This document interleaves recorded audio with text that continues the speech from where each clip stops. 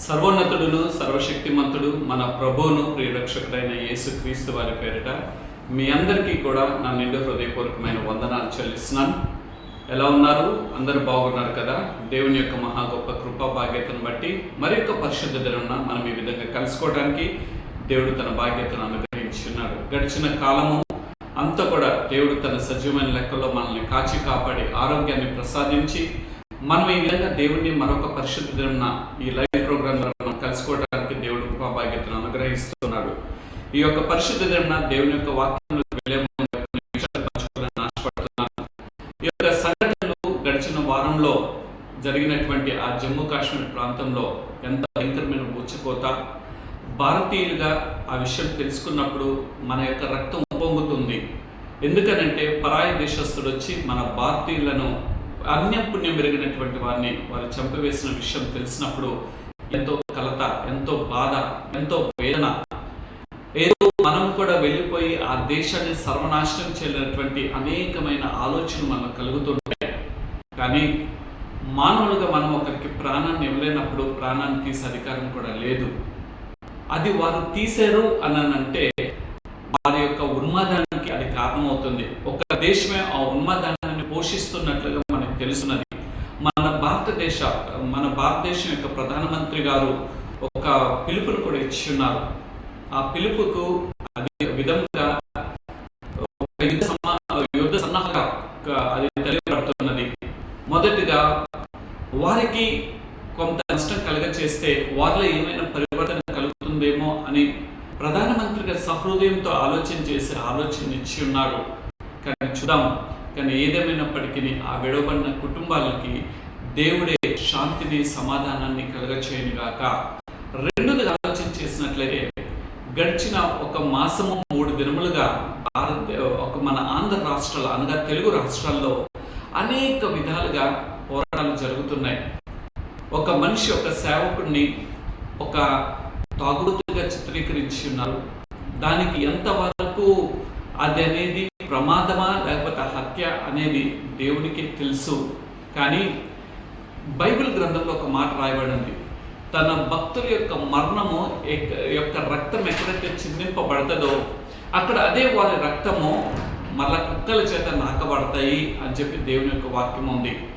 అక్కడ నాబోతు అనే వ్యక్తి ఒక ఎజ్బేలు అనేటువంటి ఒక స్త్రీ ఒక సేవకుడిని చంపినప్పుడు అక్కడ దేవుడు తన ప్రవక్తని పంపించి అక్కడ అటువంటి కఠినమైన మాటలు మాట్లాడి ఉన్నారు.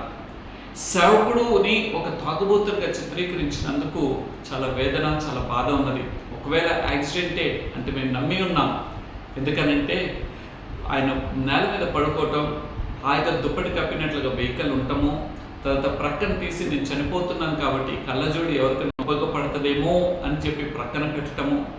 రెండోదిగా ఆ మాస్క్ అప్పటి వరకు నేను వాడుకున్నాను, దానిలో ఏమాత్రం కూడా మలినత్వం లేదు, ఏదో ఎవరికైనా ఉపయోగపడుతుందేమో ప్రక్కన పెట్టినట్లుగా ఉన్నది. ఆ యొక్క అధికారులు చెప్పిన దాన్ని బట్టి నేను ఏదో హేళన చేయటం కాదు, కానీ ఆ సంఘటన మన అధికారులు చెప్పి ఉన్నారు కాబట్టి నమ్మాలి. ఎందుకనంటే మనము ఓటు వేసి గెలిపించినటువంటి నాయకులు వారి యొక్క దండాల కింద ఆ ప్రభుత్వ అధికారులు ఉంటారు కాబట్టి వారు ఏది చెప్తే అది నమ్మాలి. దీనికి కొంతమంది క్రైస్తవులు కూడా సహకరిస్తున్నారు. ఏ విధంగా తెలుసా? ఆయన నిజంగానే యాక్సిడెంట్ చనిపోయి ఉన్నాడు అని చెప్తున్నారు. రెండోదిగా చూసినట్లయితే ఇంకా హేళనగా మాట్లాడేటువంటి పనులు ఉన్నాయి. వీటన్నిటిని బట్టి కొంత వేదన కలుగుతున్నది. మూడవదిగా మేము క్రైస్తవులం కదా, మా మందిరాలకు వచ్చి అయ్యా మీరు ఓటు వేయండి, మీరు ఏ కష్టంలో ఉన్నా, ఏ శ్రమలో ఉన్నా, ఏ ఇరుకులో ఉన్నా, ఏ సమయమైనా, అది ఉదయమా మధ్యాహ్నమా మధ్యరాత్రి కాదు, మీరు వచ్చిన తలుపుని కొట్టండి, మీకు నేను సహాయకులుగా ఉంటానని ప్రమాణం చేసిన నా ఎమ్మెల్యేలు, నా ఎంపీలు, నా ముఖ్యమంత్రులు, నా ప్రతిపక్ష నాయకులకి అందరికీ ఒకటే చెప్పాలని ఇష్టపడుతున్నాను. సార్, మీరు మా ఓట్లను వాడుకున్నారు, మంచిదే. కానీ ఏదైనా మేము శ్రమలో ఉన్నాం కదా, మేము బాధలో ఉన్నాం కదా, వేదనలో ఉన్నాం కదా, కనీసం ఊరటించే మాట ఒక్కటైనా మీరు చెప్పుకోకుండా తాగుబోతులుగా చిత్రీకరించారు. మేమేదో అమితంగా ప్రేమించి మా యొక్క రాష్ట్ర ముఖ్యమంత్రి గారు ఏదైనా ఒక చిన్న ఊరట కలిగించే మాట చెప్తారేమో చూశాను. మా ఉప ముఖ్యమంత్రి గారు, మా నియోజకవర్గం అంటే ప్రక్క నియోజకవర్గం ఉప ముఖ్యమంత్రి అయిన ఏదైనా ఒక చిన్న ఆదరణ కలిగించే మాట చెప్తారేమని ఆశించున్నాం. ఇంకా ఆయన అన్నారు కదా, ఎలక్షన్కి వచ్చినప్పుడు మా ప్రాంతంలో ఇదిగో నేను క్రైస్తవుడు, నా భార్య క్రైస్తవురాలు, బాప్తిస్మం తీసుకున్నాను, నేను ఇజ్రాయెల్ దేశం వెళ్ళాను, ఇవన్నీ చెప్పి ఉన్నారు. కానీ ఈ దినమున క్రైస్తవులకి విరోధంగా ఉంటూ ఉన్నారు. ఈ మాటలు అన్నీ కూడా ఎంతగానో బాధ కలిగిస్తున్నాయి. ఈ మాటలు అన్నీ కూడా ఎంతో వేదన కలిగిస్తున్నాయి. ఈ దినము ఒక్కరంటే ఒక్కరు, ఏ ప్రభుత్వం, ఏ యొక్క అధికారులు దీని గురించి తప్పు మాటలు మాట్లాడటమే తప్ప ఆదరించే మాటలు కుటుంబానికి కానీ క్రైస్తవ సంఘాలకు కానీ చెప్పి ఉండలేదు. నాలుగోదిగా చూసినట్లయితే మేము ఇప్పుడు ఎంతో ఓపిక పట్టి ఉన్నాం. మాకు ఏదైనా ప్రతిపక్ష నాయకుడు ప్రీతమ జగన్మోహన్ రెడ్డి గారి ఆయన స్పందిస్తారేమో అనుకున్నాం. కానీ ఆయనకి వేరే వేరే వాటి కోసం స్పందించడానికి సమయం దొరుకుతుంది. కానీ ఒక క్రైస్తవుడిగా నా తల్లి క్రైస్తవుడు, నేను పరిశుద్ధ గ్రంథాన్ని చదువుతానని తన భార్య, తన కుటుంబం గురించి చెప్పి ఉన్నాడు. కానీ దినము ఆయన కూడా తప్పించుకున్నాడు. ఇంకా చెప్పాలి అనుకుంటే మతతత్వ పార్టీ బీజేపీ వాళ్ళు అసలు వాళ్ళైతే స్పందించరు అనుకోండి, ఇంకా హేళన చేస్తూ ఉంటారు, తాగుబోతులుగా చిత్రీకరిస్తారు. ఇవన్నీ కూడా ప్రక్కన పెడితే మేము కోరుకుంటున్నది, ఈసారి క్రైస్తవులందరూ ఒకటే ఒక ప్రభుత్వం ఏదైతే వారి యొక్క మెడలు వచ్చి మాకు సహకరిస్తారని ప్రమాణపూర్వకంగా మాటిస్తారో దాని గురించి మేము ఆలోచించాలనుకుంటున్నాం. ఆఖరిగా చూసినట్లయితే మా పక్షంన ఎవరు ఉండరు అని అంటే లిబరేషన్ కాంగ్రెస్ పార్టీ అనే విజయ్ కుమార్ సార్, రెండోది డాక్టర్ కేఏ పాల్ గారు, జీవి హర్ష్ కుమార్ గారు లాంటి వారు ఎంతోమంది పోరాటాలు చేస్తున్నారు. నా తమ్ముళ్ళు, నా ఆత్మీయ తమ్ముళ్ళు అయినటువంటి వికేఆర్, అదేవిధంగా నా తమ్ముళ్ళు అయిన అజయ్ బాబు, తర్వాత అదేవిధంగా ఈ అభినయ్ దర్శన్, వీళ్ళంతా కూడా ఎంతో పోరాటాలు చేస్తున్నారు. అంత మాత్రమే కాదు, మేము 3వ తారీఖున హైదరాబాద్ నగరంలో కూడా క్రైస్తవ సేవకులకి, క్రైస్తవ విశ్వాసులకి ఒక గొప్ప రెవల్యూషన్ తీసుకురావాలన్న ఉద్దేశంతో వారు ఒక పోరాటాన్ని ప్రారంభిస్తున్నారు. దాని గురించి మీ అందరిన ప్రార్థనలు జ్ఞాపకం చేయండి. ఇది ఏదో మా తోటి హైందవ సహోదరులను కించపరచాలని మా ఉద్దేశం కాదు, లేకపోతే మా యొక్క ముస్లిం సహోదరులు మీకు కించపరచాలని, మేమేదో మీకు దూరం అయిపోతున్నామని కాదు, మా హక్కుల గురించి మేము పోరాడదామని. ఎందుకంటే హైందవ సహోదరులు మా తోటి సహోదరులు, ఒకే తల్లి, ఒకే కుటుంబంగా ఉన్న భారతదేశంలో. కాబట్టి వారి అందరినీ మేము కించపరచడం కాకుండా మా హక్కుల గురించి మేము పోరాడాలని ఆశతో మేము ముందుకు వెళ్తున్నాం. దాని గురించి మీ అందరి ప్రార్థనలో, అదేవిధంగా మీరు కూడా మాకు సహకారం అందించాలని, సెక్యులర్ కలిగిన వారు, మతతత్వాల గురించి అయితే నేను మాట్లాడలేదు కానీ సెక్యులర్ కలిగిన వారు అందరూ కూడా మాకు సహకరించాలని కోరుకుంటున్నాం. వెళ్ళగలిగిన వారు ఉంటే వెళ్ళండి, ఒకవేళ వెళ్ళలేకపోతే ఆ జరుగుతున్న కార్యక్రమాల గురించి మీ అనుదిన ప్రార్థనలో జ్ఞాపకం చేసుకోమని కోరుకుంటున్నాం. మంచిది, ఈ రోజు దేవుని యొక్క వాక్యంలోకి మనం వెళ్దాం. శ్రమలు అనగా శోధనలు ప్రతి మానవుడికి, భూమి మీద పుట్టిన ప్రతి మానవుడికి కూడా శోధన రాకుండా ఉండదు. అది ఉన్నవాడైనా లేనివాడైనా, ఏ దేశమైనా, ఎందుకు కాలినా ప్రతి మానవుడికి కూడా వారి జీవితంలో ఒక శోధన, అది ఆరోగ్యపరంగా అయి ఉండవచ్చు, ఆర్థిక పరంగా అయి ఉండవచ్చు, లేకపోతే ఇతరుల ద్వారా కలిగి ఉండవచ్చు. ఏదైనప్పటికీ కూడా వారి జీవితంలో వారికి ప్రతి మానవుడు ఒక శోధనని అనుభవిస్తుంటాడు. అసలు శోధన అంటే దాని అర్థము ఏంటంటే ఏదైనా వెతకటమో లేదంటే ఏదైనా కనుగొనటము. అంటే ఆ శోధనలో నుండి మనం ఒక మార్గాన్ని వెతుక్కోవాలి. ఆ శోధన నుండి బయటపడేటువంటి ఒక మార్గాన్ని కనుక్కునే వారికి మనం ఉండాలి. శోధన అంటే పరీక్ష లేకపోతే విచారణ అనే ఒక అర్థం ఉంది. ఇంకా చెప్పాలి అని అంటే ఆధునికకరమైనటువంటి ఒక అర్థం కూడా ఒకటి ఉన్నది. ఏంటంటే నిర్దిష్ట సమాచారాన్ని కనుగొనటమే శోధన. అది ఏ విధంగా నిర్దిష్ట సమాచారము ఒక 3 బౌండ్స్లో కనుక్కోవచ్చు. ఒకటి ఏంటంటే ఎక్స్పెరిమెంటల్, అంటే పరీక్ష చేస్తున్నప్పుడు శోధనలు కలుగుతాయి. రెండోది అన్వేషణ చేస్తున్నప్పుడు, అంటే ఎక్స్ప్లోరేషన్ చేస్తున్నప్పుడు శోధనలు కలుగుతుంటాయి. మూడోదిగా ఇన్స్పెక్షన్ అనగా తనిఖీ లేకపోతే పరిశీలన చేస్తున్నప్పుడు శోధనలు కలుగుతుంటాయి. నాలుగోది పరీక్ష చేస్తున్నప్పుడు శోధనలు కలుగుతుంటాయి. ఈ 4 విషయాల్లో మనం గమనించవలసింది ఏదంటే ప్రతి మానవుడు కూడా శోధనను ఎదుర్కోవాల్సినటువంటి సంఘటన అనేది కలుగుతూ ఉంటుంది. ఆ శోధనల ద్వారా వారి జీవితంలో ఒక మేలును పొందుకోవాలనే ఆలోచనలోకి వెళ్ళాలి. ఈ పరిశుద్ధ లేఖన గ్రంథంలో శోధనలు రెండు విధాలుగా కలుగుతుంటాయి. ఒకటి భౌతికకరమైన శోధన, రెండోది ఆధ్యాత్మికకరమైనటువంటి శోధన. భౌతికకరమైనటువంటి శోధన మన యొక్క శరీర కార్యముల ద్వారా మనకు కలుగుతుంటాయి. అనగా శరీర ఆశలను, లోక ఆశలు మనలో ఉన్నప్పుడు వాటి ద్వారా మన జీవితంలో శోధనలు కలుగుతూ ఉంటాయి. ఆ శోధనలు దేని ద్వారా కలుగుతున్నాయి అని మనం కొన్ని ఆలోచన చేస్తాము ఈ దినంన. ఆ శోధనలకు ప్రతిఫలంగా మనం ఎవరితో ఏ విధమైనటువంటి స్నేహం కలిగిన వారుగా ఉండాలి. అనగా ఆ స్నేహం అనేది మనకి కష్టం వచ్చినప్పుడు, శోధన కలిగినప్పుడు, మనం కొన్ని కష్టాల్లోకి, వేదనలోకి వెళ్ళినప్పుడు మన అనుకున్న వాళ్ళే మనకి దూరం అయిపోతుంటారు. అందుకనే పరిశుద్ధ లేఖన గ్రంథంలో మంచి అద్భుతమైన మాట రాయబడి ఉన్నది. యాకోబు పత్రిక 4వ అధ్యాయము 4వ వచనంలో ఈ విధంగా ఉంది. వ్యభిచారులారా, ఈ లోక స్నేహము దేవునితో వైరమని మీరు ఎరుగరా? కాబట్టి ఎవడి ఈ లోకంతో స్నేహం చేయగోరునో వాడు దేవునికి శత్రువు అవును. అనగా ఈ లోకానుసారమైనటువంటి స్నేహము దేవునికి శత్రుత్వాన్ని తీసుకుని వస్తుంది. ఈ లోకానుసారమైనటువంటి స్నేహము మనకి దేవునికి ఎడబాటును తీసుకుని వస్తుంది. ఈ లోకానుసారమైనటువంటి స్నేహము మనకున్నటువంటి ఈ యొక్క దేవునితో మనం ఏర్పరిచిన బంధాన్ని దూరం చేస్తుంటది. అదే అంటున్నారు కదా, ఈ లోక స్నేహము దేవునికి వైరమని మీరు ఎరుగరా అని అంటూ తర్వాత నువ్వు దేవునికి శత్రువు అవుతావు అనే మాట అక్కడ కనిపిస్తుంది. మనము దేవునికి శత్రువు అవటానికి కాదు కదా దేవుడు ఈ లోకంలో మనం సృష్టించింది. ఈ దినము మానవుడు, లోకంలో ప్రతి మానవుడు కూడా ఆస్తిని సంపాదించడం కొరకు శోధనలోకి వెళ్తుంటాడు. లేకపోతే ఒక పేరు ప్రఖ్యాతులు కలిగి సంపాదించుకోవటంతో శోధనలోకి వెళ్తుంటాడు.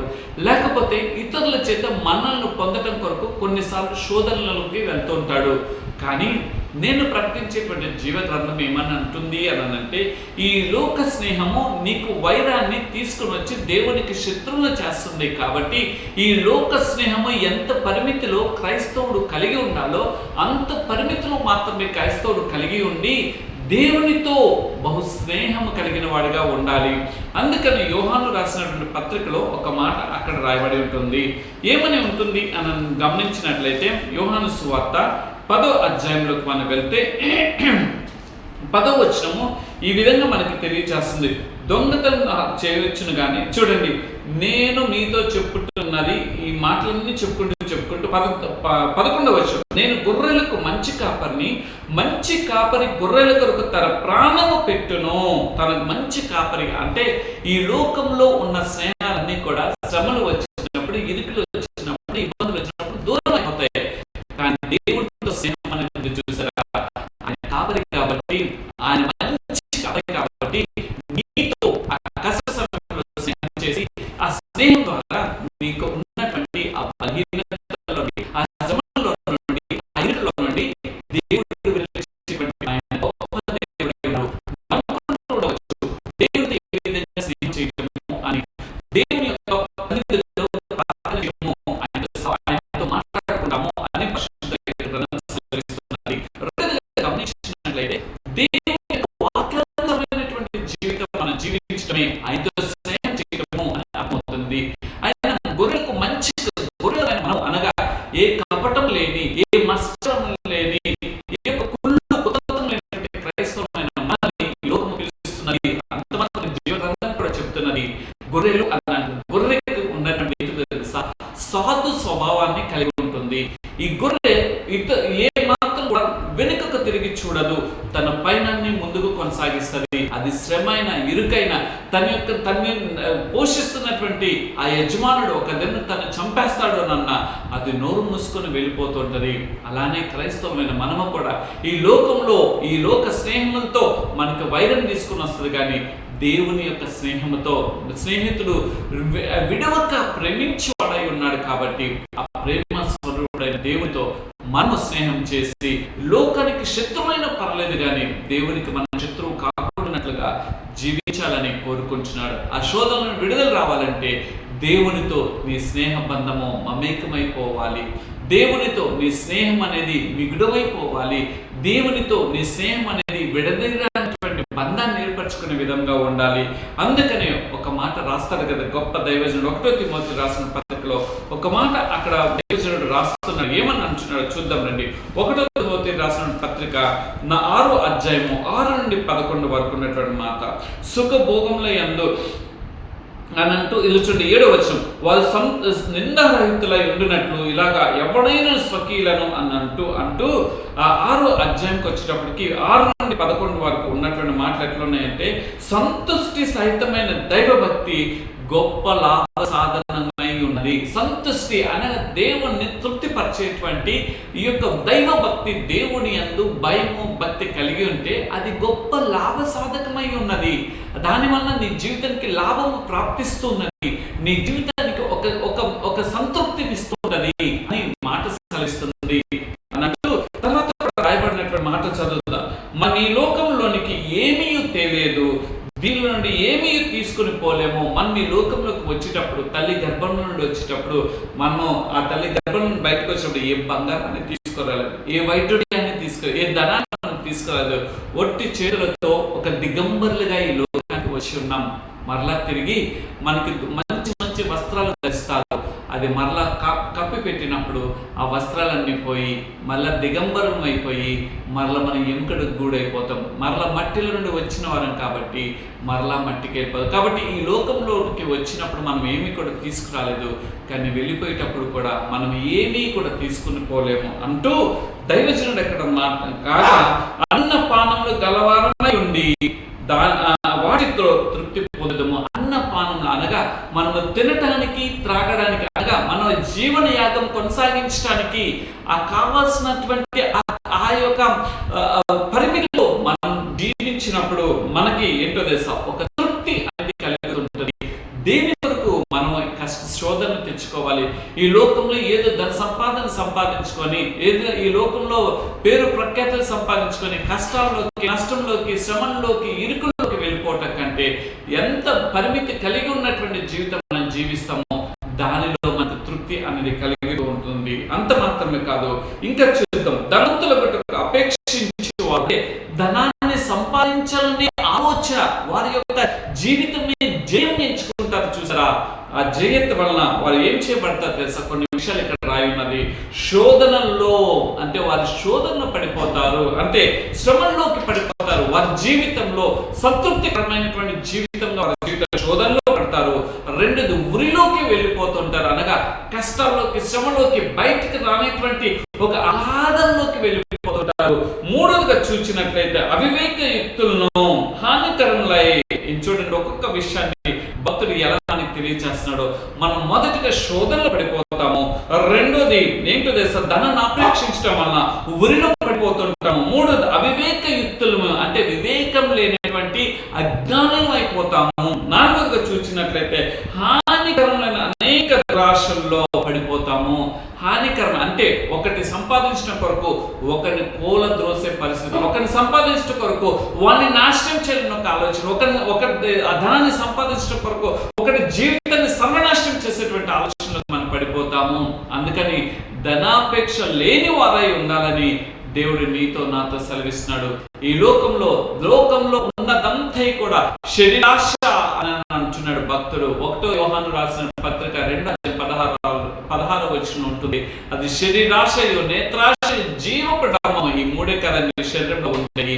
వీటి ద్వారా మన ఆధ్యాత్మిక జీవితాన్ని మనం పాడు చేసుకునే వారిగా ఉంచున్నామేమో. అందుకని వీటి గురించి మనం ఆ శోధనలో పడకుండా, ఊరిలో పడిపోకుండా, వివేక యుక్తంగా కానకుండా, హానికరముల వారిగా మన అంత మాత్రమే కదా, ఐదుగా దురాశలో పడిపోకుండా ఉండాలి అని. అట్టివి మనుషులు నష్టంలోనూ నాశనంలోనూ ముంచివేయును.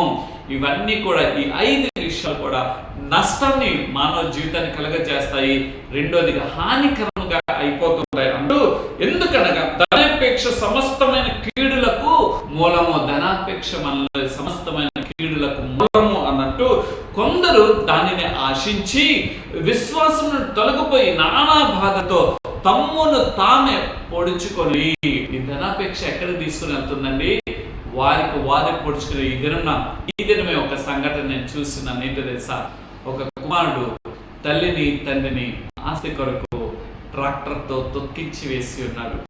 తల్లిదండ్రులు కన్నారు, నిన్ను పెంచారు, వారు తిని తినక వారికున్న సుఖభోగాలన్నీ పెట్టి వారు నిన్ను ఒక మంచి జీవితాన్ని ఇవ్వాలని వారు కష్టపడి, తండ్రి ఇదిగో నేను సుఖాన్ని నా భార్యతో అనుభవించాలని ప్రక్కన పెట్టి, అయ్యో నా బిడ్డలు ఎదుగుతున్నారు, నా బిడ్డలకి ఏదైనా నేను సమకూర్చి పెట్టాలని చెప్పి ఆ తండ్రి ఆశతో సమకూర్చి పెట్టి ఉన్నాడు.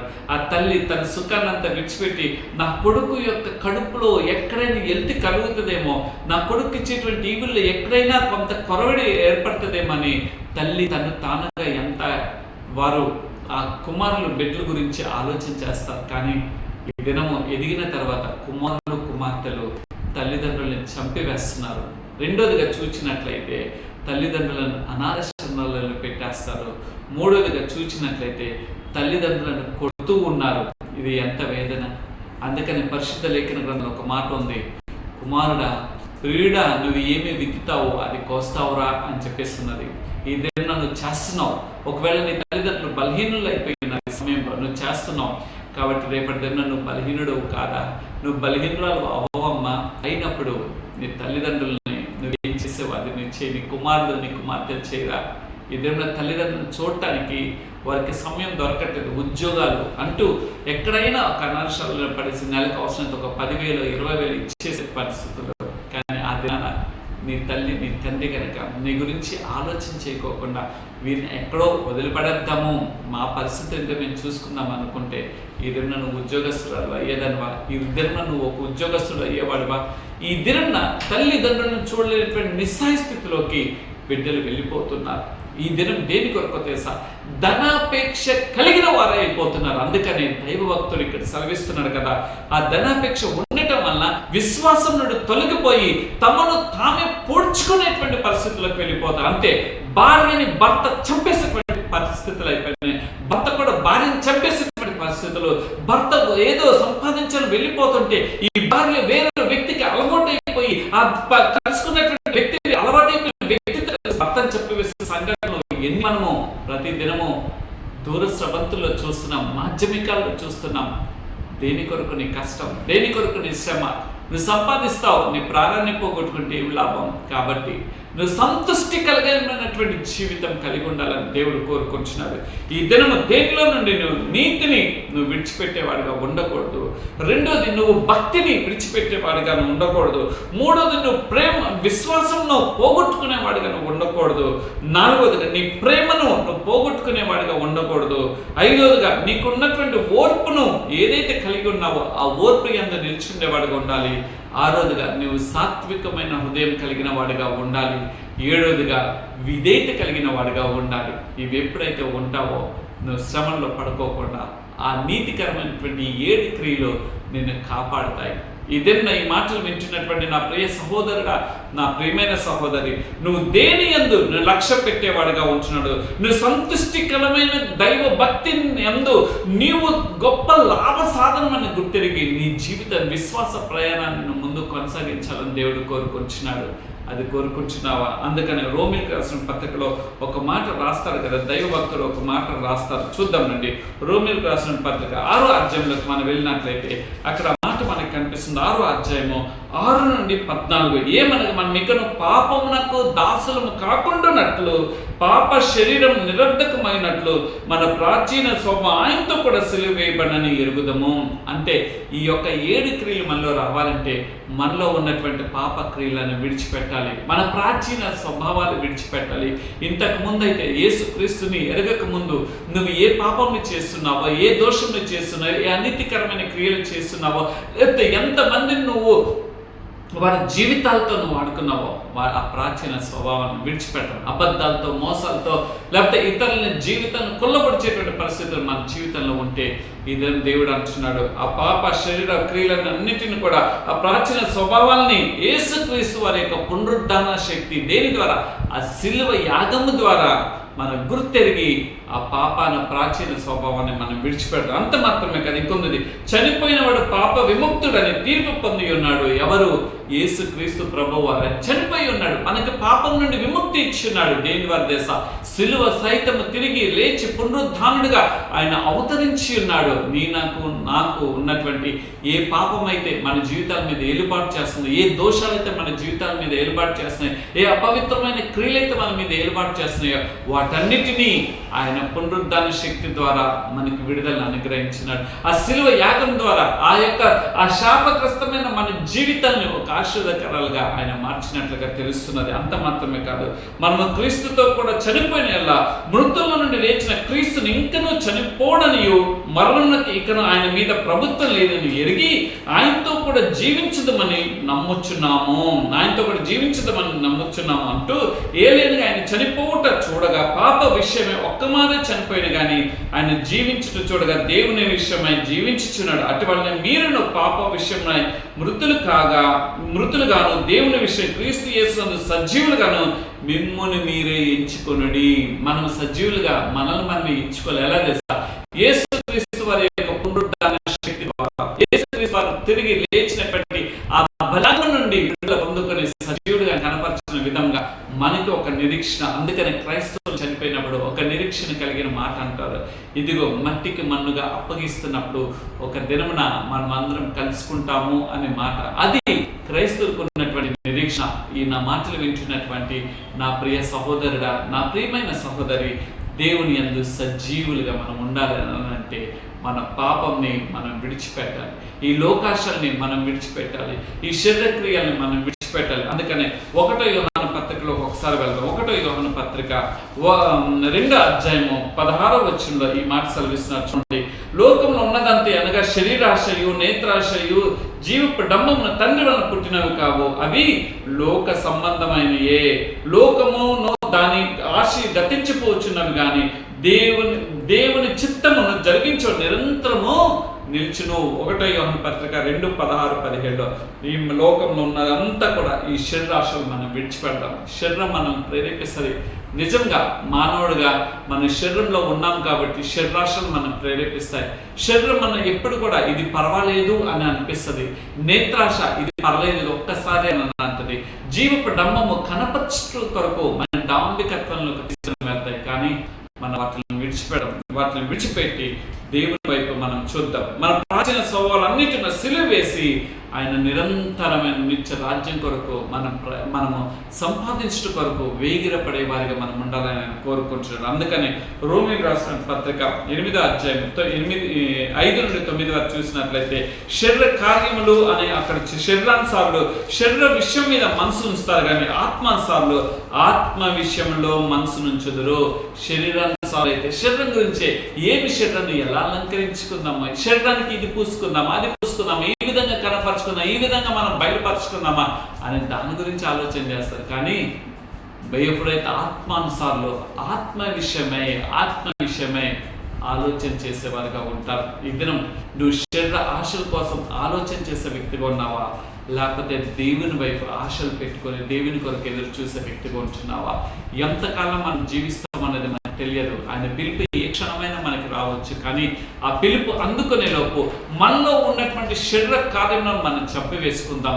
మన ఆత్మీయ ఘోష, ఆత్మీయ ఎదుగుదల కొరకు మన ఆత్మ ఈ శరీరాన్ని విడిచిపెట్టినప్పుడు ఆ నిత్యత్వంలోకి చేరేటువంటి బాధ్యతను పొందుకోవాలని దేవుడు కోరు. ఎప్పుడైతే మనం పొందుకుంటామో మనము దేవుని యొక్క రాజ్యం స్వతంత్రించుకొని, లేకపోతే ఏమవుతో కూడా ఒక మాటను చెప్పాలని ఇష్టపడుతున్నాను. యాకోబు పత్రికలో కిందకి చదవబడినటువంటి మాటలోకి వెళ్దాం.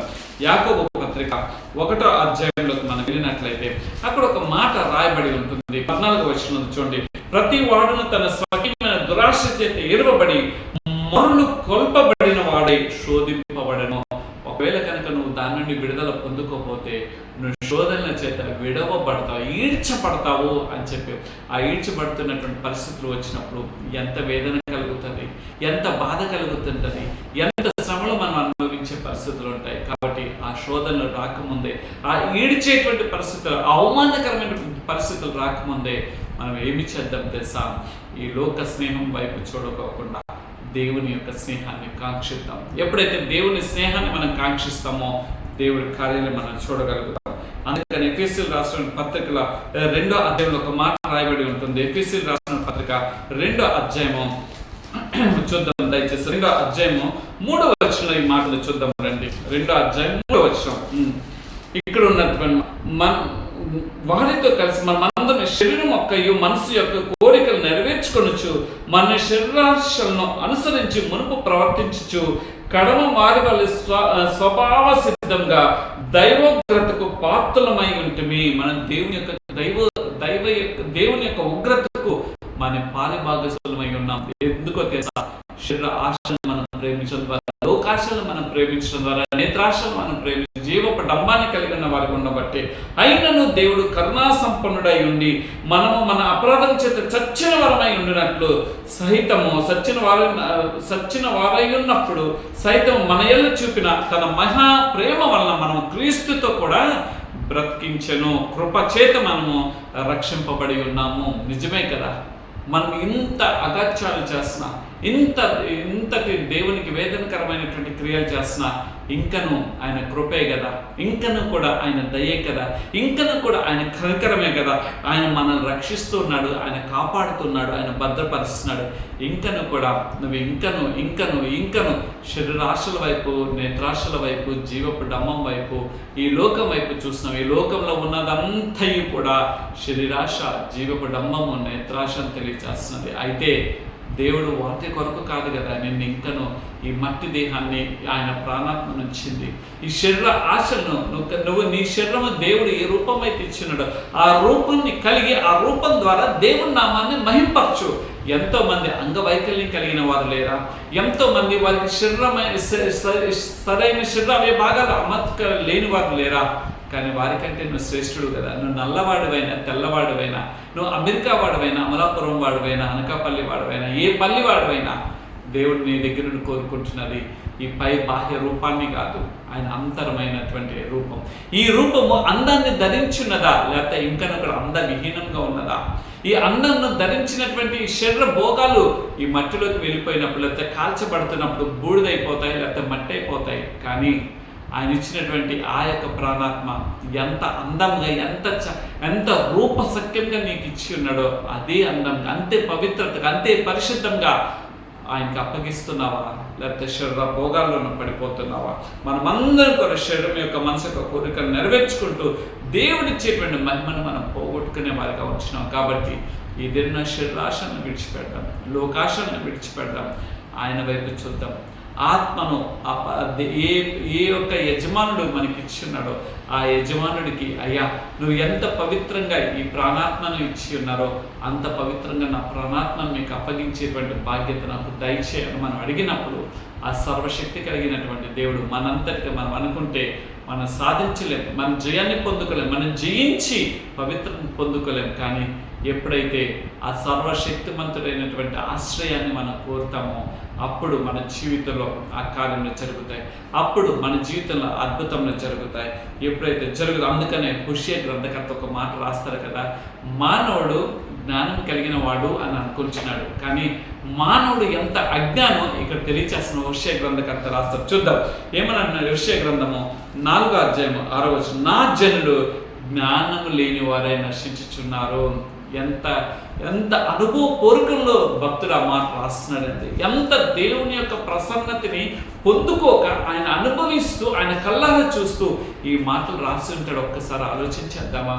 నా జనులు జ్ఞానం లేని వారై నశించుచున్నారు. నీవు జ్ఞానమును విసర్జించుచున్నావు కనుక నాకు యాజకుడు కాకుండా నేను నిన్ను అంటే నా కుమారుడివి, నా కుమార్తెవి కాకుండా నేను విసర్జిస్తాను, అంటే నేను చూపో అని అంటాను అని దేవుడు అంటున్నాడు. ఎంత వేదన ఆ మాట! సృష్టించిన నిర్మాణకుడు, లేకపోతే మన బిడ్డలు కానీ మన మాట వినపోతే మనం ఎంత మాట అంటాం? ఏం కొడుకురా, నిన్ను అనవసరంగా కొనచ్చి అని మనం ఎట్లా అంటామో, మన జ్ఞానంలోకి నశించిపోతే కూడా మనం నిర్మించిన నిర్మాణకుడు. అందుకని సొలొమోన్ గారు అంటారు కదా, నా తండ్రి ద్వారా వచ్చినటువంటి బంగారం, నా తండ్రి ద్వారా వచ్చినటువంటి ఐశ్వర్యం వీటి వలన కాదు, కానీ నా దేవుని దగ్గర నాకు కావాల్సింది ఐశ్వర్య భోగాలు అన్నిటికంటే కూడా జ్ఞానం నాకు కావాలని కోరుకున్నారు. ఈ దినం మనం ఏది కోరుకుంటున్నాం? ధనాన్ని కోరుకుంటున్నామా? శరీరాశలను కోరుకుంటున్నాం, నేత్రాశలను కోరుకుంటున్నాం, జీవపడమ్మాన్ని కోరుకుంటున్నాం. విడిచిపెడదాం. దేవుని దగ్గర ఏం కోరుకున్నామో తెలుసా? దేవా మీరు నన్ను విసర్జించుకోకుండా ప్రభా, నేను మీ ధర్మశాస్త్రం మరొకోకుండా ప్రభా మీ కుమారుడిగా మీ కుమార్తెగా ఉండునట్లుగా సహాయం దయచేయండి. ఇక్కడ హుషే గ్రంథకర్త రాస్తారు కదా తర్వాత మాటలో, నీవు నీ దేవుని ధర్మశాస్త్రం మర్చితే కనుక నేనును నీ కుమారులను మర్దును. ఆయన మర్చిపోతే మన పరిస్థితులు ఏంటండి? మన కుటుంబాలు మనగలుగుతాయా? మన జీవితాలు మనగలుగుతామా? మన జీవితం ముందుకు నడిపించుకోగలుగుతామా? నా ప్రియ సహోదరుడా, నా ప్రియమైన సహోదరి, దేవుడు సెలవిస్తున్నాడు, మన అజ్ఞానుల వలె ఆనా కాలం అయితే దేవుడు చూడకుండా ఊరుకున్నాడు, కానీ ఈయన కాలం అయితే కనుక ప్రతి విషయంలో కూడా దేవుడు బహు జాగ్రత్తగా గమనిస్తున్నాడు. నువ్వేం చేస్తున్నావు, నేనేం చేస్తున్నాను, ఏ పరిస్థితుల్లో మన జీవితం ఉంటుంది. కానీ మానవులుగా తప్పిదం చేస్తాం, కానీ వెంటనే దేవుని సముఖమందు ప్రార్థించే వారిగా ఉండాలి, దేవుని సముఖమందు బ్రతిమలాడుకునే వారిగా ఉండాలి, దేవుని సముఖమందు మనం గోజాడే వారిగా ఉన్నప్పుడు ఆయన ప్రేమించేవాడై ఉన్నాడు, ఆయన రక్షించేవాడై, ఆయన విమోచకుడని ఆయన అంటున్నాడు. కీర్తనకారుడు అంటాడు కదా, నా రక్షణకు ఆధారమగు నా దేవా అని అంటాడు. మన జీవితానికి ఆధారమయ్యేటువంటి ఆ దేవుడి వైపు మనం చూద్దాం. చూచినప్పుడు ఆయన మన జీవితాన్ని ఒక అద్భుతంగా మరల్చగలుగుతారు, మన జీవితాన్ని ఒక ఆశీర్వదకరంగా మార్చగలుగుతారు, మన జీవితాన్ని అనేక మందికి దీవెనగా మలుస్తారు. అంత మాత్రమే కాదు, ఈ లోక స్నేహంలో నుండి ఆయనతో స్నేహం మమైకమయ్యేటట్లుగా చేస్తారు. ఆ స్నేహము నేను నిత్యత్వానికి తీసుకుని వెళ్తుంది. ఆ స్నేహము నేను ఒక పరలోక రాజ్య నివాసంగా చేస్తుంది. అటువంటి స్నేహాన్ని మనం కోరుకోవాలి. దీని యొక్క రెండో భాగం నెక్స్ట్ వీక్ మనం చూద్దాం. ఈ దినము దేవుడు ఇప్పటి వరకు మనం నడిపించినాడు. ఆ విధంగా దేవునితో స్నేహం చేయవారుగా దేవుడు మనల్ని సిద్ధపరచునుగాక. ఆమేన్. పరిశుద్ధుడా, సర్వోన్నతుడా, సర్వశక్తివంతుడా, మా గొప్ప ప్రియ పరలోకపు తండ్రి, మీ ఘనమైన నామానికి స్తుతులయ్యా. ఈ పరిశుద్ధ దినమున నాయన మీ యొక్క పాద సన్నిధిలో మేము నాయన మీ సన్నిధిలో కొంత వాక్యం వింటాం సహాయం దయచేస్తున్నారు. ఈ లోకం నాయనను, లోక స్నేహం నాయనను మేము నాయన స్నేహించినట్లయితే మీకు మేము శత్రులు అవుతాం. ఆయన మాకు సంతుష్టికరమైనటువంటి జీవితం గొప్ప లాభసాధకం. అది దేని అందు మేము కలిగి ఉంటామంటే మా నీతిని మేము కాపాడుకున్నాం, మా భక్తిని మేము కాపాడుకున్నప్పుడు తండ్రి, మా విశ్వాసాన్ని మేము కాపాడుకున్నప్పుడు, మా ప్రేమను మేము మీ అందు కనపరిచినప్పుడు తండ్రి, మా ఓర్పును మేము కలిగి ఉన్నప్పుడు, మా సాత్వికత్వము మేము కనపరుచుకున్నప్పుడు నాయన, అన్నిటికంటే విధేయత కలిగిన వారుగా మేము ఉన్నప్పుడు వాటిని అందు మేము నాయన లాభ సాధకులుగా మేము మార్చబడతాం. తండ్రి, మీ శరీరాశలను ప్రేమించేవారుగా కాకుండా ఆత్మానుసారమైనటువంటి జీవితం జీవించేవారు ఉండినట్లుగా సహాయం దయచేయండి అయ్యా. మీ బిడ్డలు ఎంతో నాయన శ్రద్ధతో ఈ మాటలు వింటూ ఉన్నారు. విన్న వారందరి జీవితంలో మీ మహిమ కలిగిన కార్యం చేయండి అయ్యా. మీ యొక్క కృపా కాపుదలించండి. గడిచిన నాయన 4 మాసంలో ఈ ఆఖరి పరిశుద్ధ దిన 2025 సంవత్సరం ఏప్రిల్ నెల ఈ ఆఖరి పరిశుద్ధ దిన మీ పాద సందర్భంలో ఉండేటువంటి కృపా భాగ్యతను ఇచ్చి ఉన్నారు తండ్రి. మీకే కోట్ల స్తుతి స్తోత్రం చెల్లిస్తూ తండ్రి, మీ కృప కలిగిన హస్తాలకు మమ్మల్ని అందరినీ కూడా అప్పగించుకుంటూ అయ్యా, మీరు రాకడ ఆలస్యం అయితే మరలా మేమందరం కలుసుకొని మిమ్మల్ని స్తుతించి మహింపరిచి గణపరిచే కృపా భాగ్యత మాకు దయచేయమని మీ దయగలిగిన పాదానికి మమ్మల్ని మేము అప్పగించుకుంటూ నా ప్రభువును ప్రియరక్షకుడైన యేసుక్రీస్తు వారి పెట్టి ప్రార్థన అడిగి వేడుకొంచున్నాను తండ్రి. ఆమేన్. తండ్రి దయ, కుమారుని ప్రేమ, పరిశుద్ధాత్మ అన్యోన్య సహవాసం మనందరికీ తోడయ్యండి. ఆయన యందు నిల్చుండే కృప భాగ్యత, ఆయనతో స్నేహం చేసేటువంటి ఆయన స్నేహాన్ని అనుభవించే బాధ్యత దేవుడు మనందరికీ దయచేయను గాక. ఆమేన్. ఆమేన్. నా ప్రియ సహోదర, నా ప్రియమైన సహోదరి, దేవుని యొక్క మహా గొప్ప కృపా భాగ్యతను బట్టి దేవుడు నీతో నాతో మాట్లాడి ఉన్నారు. కాబట్టి మనం ఈ లోక స్నేహం వైపు చూడుకోకుండా దేవునితో స్నేహం చేసేటువంటి కృపా భాగ్యత దేవుడు మనందరికీ దయచేయను గాక. మీ గురించి మా అనుదిన ప్రార్థనలు మేము ప్రార్థన చేస్తున్నాం. మా గురించి, మా పరిచయం గురించి మీ అనుదిన ప్రార్థనలు జ్ఞాపకం చేసుకోమని మీ ప్రార్థన సహాయ సహకారాలు కోరుకుంటున్నా మీ ఆత్మీయ సహోదరుడు Kalapala Sanjay. Thank you very much. God bless you. Shalom.